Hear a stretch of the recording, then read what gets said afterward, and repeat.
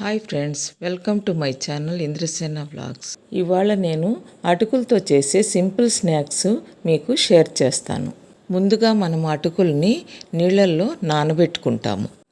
ఇప్పుడు మనము నానబెట్టుకున్న అటుకుల్లో తరుక్కున్న ఉల్లిపాయల్ని, పచ్చిమిరపకాయల్ని కలుపుకోవాలి.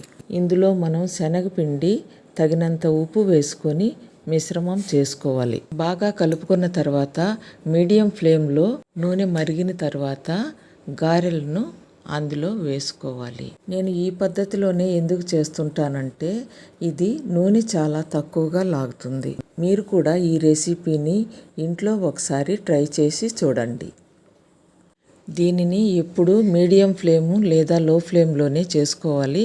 హై ఫ్లేమ్ పెట్టినట్టయితే ఇది మాడిపోయేదానికి అవకాశం ఉంటుంది, ఎందుకంటే ఇందులో అటుకులు ఉంటాయి కాబట్టి. దీన్ని హై ఫ్లేమ్లో పెట్టుకోకూడదు.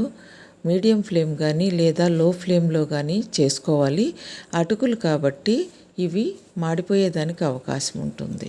చూసారా ఎంత సింపుల్ పద్ధతిలో టేస్టీ స్నాక్స్ తయారయ్యాయో. ఈ రెసిపీని మీరు కూడా ట్రై చేయండి. నా వీడియో నచ్చినట్లయితే లైక్ చేయండి.